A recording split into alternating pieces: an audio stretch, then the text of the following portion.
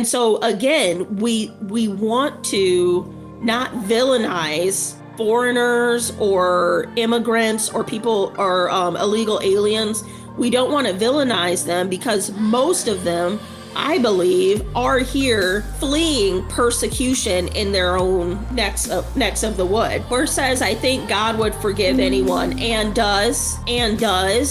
God forgives anyone who confesses, repents, and asks for forgiveness. Our job as civilians is to love others, love our neighbors.